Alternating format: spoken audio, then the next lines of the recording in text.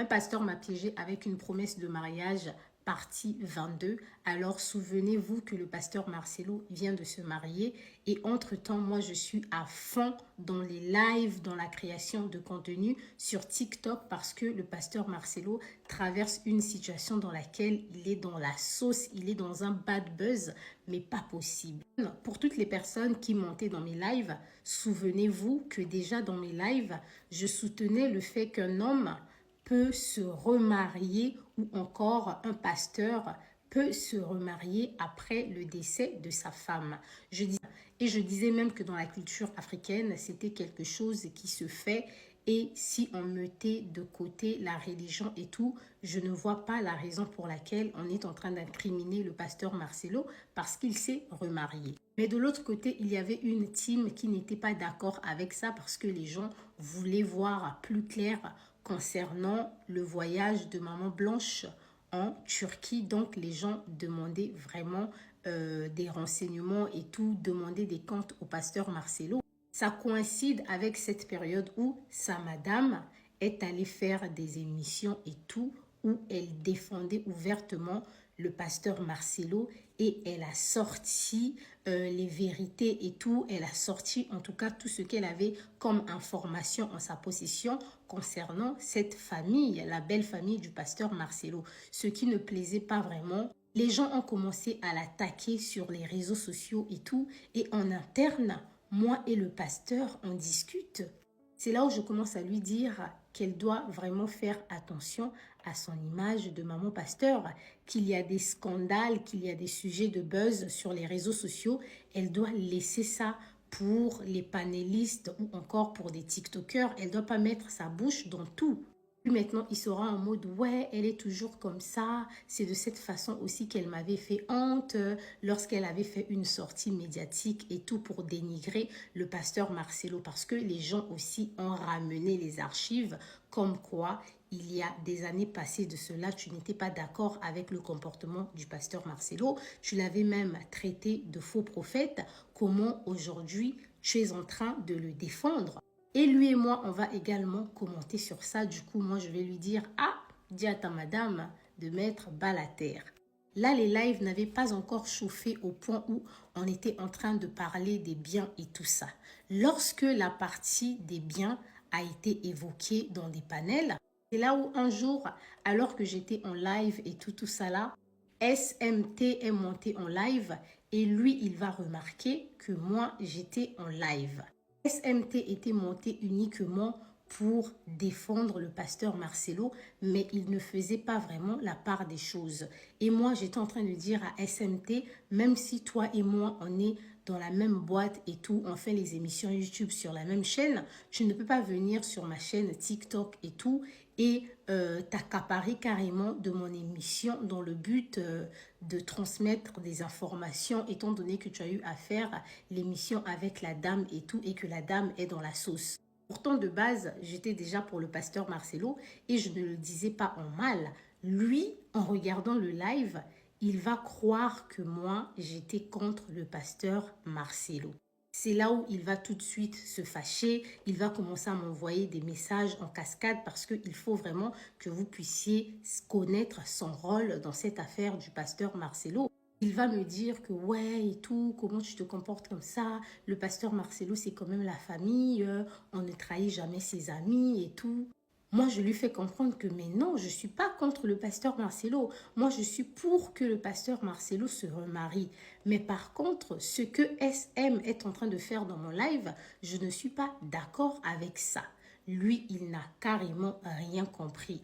Mais n'empêche qu'il a commencé à me donner des informations concernant l'argent que la famille avait demandé et tout. Il a commencé en tout cas à me donner pas mal d'informations. Quand je participais aussi à des lives, moi, j'ai commencé à balancer les informations étant donné que les informations m'ont été confiées dans le but de les balancer et faire comprendre à l'opinion publique que les choses ne sont pas comme vous le pensez. Ce n'est pas du tout un conflit où la famille dit que le pasteur Marcelo est pour quelque chose dans le djali de sa femme, mais plutôt une affaire de gain.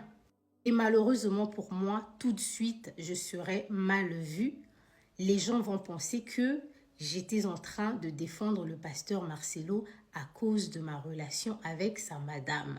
Moi, quand les gens ont commencé à parler et tout, j'étais choquée. J'ai dit, mais si vous savez que sa madame et moi, en vrai de vrai, on ne s'est jamais parlé, je n'ai pas son numéro, elle n'a pas mon numéro et tout, bah, on n'a même pas de lien en fait.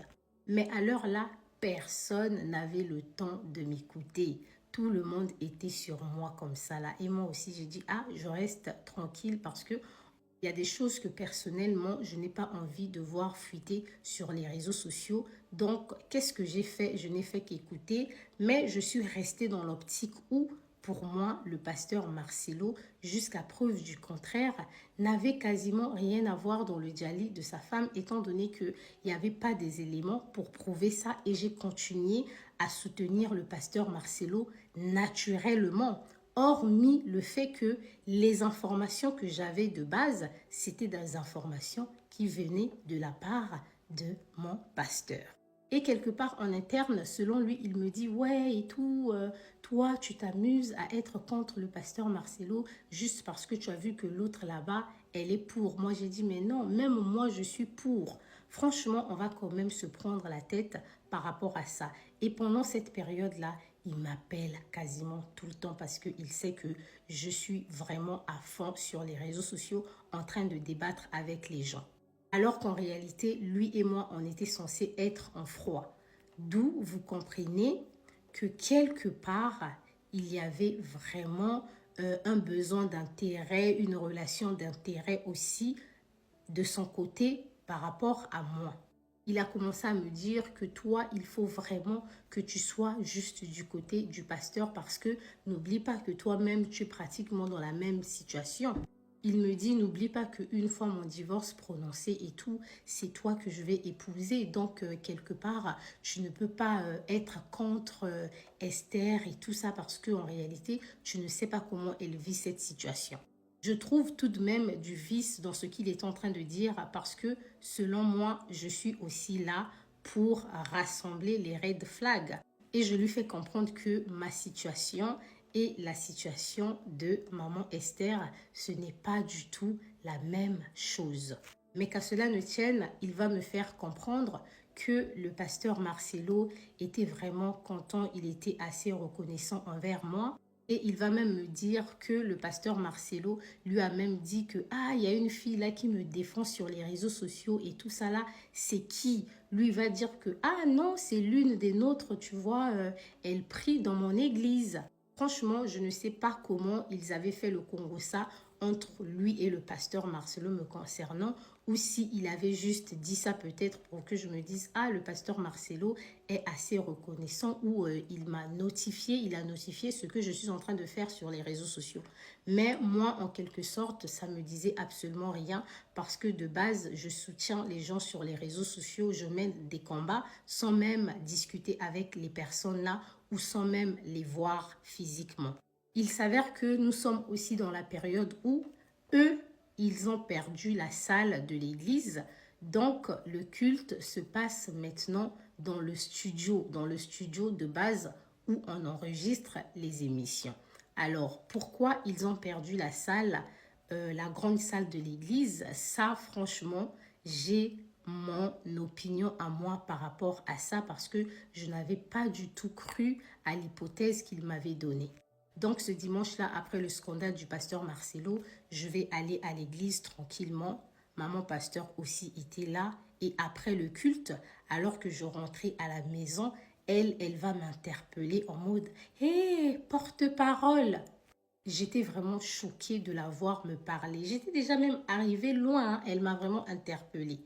Elle a dit, ouais, je vois vraiment le combat que tu mènes sur les réseaux sociaux. Franchement, merci. Et moi, je lui dis, ah, t'inquiète, hein, tu sais, les réseaux sociaux, c'est toujours comme ça. Les gens insultent, mais après, ça va passer, quoi. Et je suis rentrée très rapidement à la maison. Ce jour-là, le pasteur va quand même remarquer que elle et moi, on s'est parlé pour une première fois. Alors, la suite dans la partie 23.